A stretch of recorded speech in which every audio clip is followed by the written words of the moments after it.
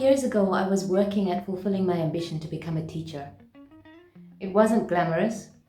I was working during the daytime to deliver lessons at 2 elementary schools in different parts of the city and doing shifts at night as an online English teacher to teenagers and adults learning English as a second language. The offices at my online teaching gig were open plan, which, when a portion of your salary depends on student ratings, made conflicts with your colleagues inevitable. They thought I was uptight. They didn't have sight of my sleep schedule or budget. I thought they were annoying because to me, they lacked passion. How could you show up in an online lesson without doing any planning? We tolerated each other at best. One night, just after my shift began at around 6 in the evening, I was connected to our group lesson platform waiting for students to join.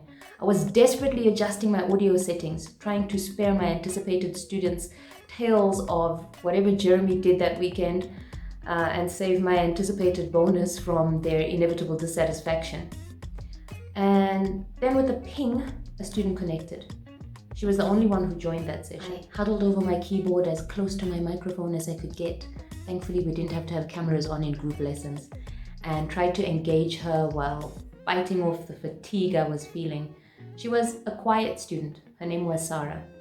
We got to talking and I started asking her about her goals, which it turns out were both personal and professional.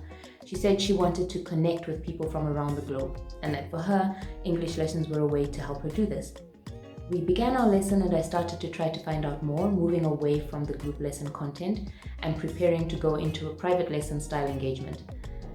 And then there was a little bit of a rumble in the background, a crackle on the line, and poof, Sarah disappeared. I waited a while for her to reconnect, but she never did. Towards the end of my 10-hour shift, just as another group lesson was concluding, Sarah reappeared in the room. I waited as the other students disconnected and asked her what had happened. She said, I live in Syria, and the building next to where I was having my lesson was bombed, and I was disconnected.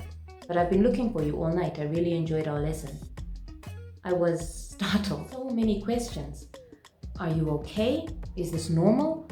And most importantly, with all that's going on, why are you in an online English lesson talking about prepositions?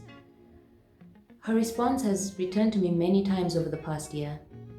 She said, this is our life now. This is how it is. I cannot wait for things to be okay because it might not ever happen, and I have dreams. The enduring message of that interaction for me is not an unrealistic push yourself, but rather a compassionately realistic always do what you can. Your dreams and goals may have changed shape completely over the past year. Have you checked in on them? It does not make sense to judge yourself against metrics that simply do not conform to your current reality. Whatever your goals may have been, you need to do a stock take.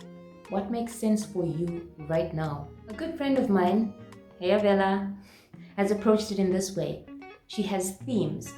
For example, joy and structure. So she holds her broken down goals up to the light of this theme and asks herself the question, is this aligned to what I'm trying to accomplish in this area? So what does success look like for you right now? Time for a stock take? Need to bring those specific goal-driven metrics, there's definitely still room for those, into focus and into sync with areas of your life that may have shifted? I never spoke to Sarah again. I hope she's okay, but if she is, I know that she's moving forward with purpose. The specific lessons I learned from that encounter are the following.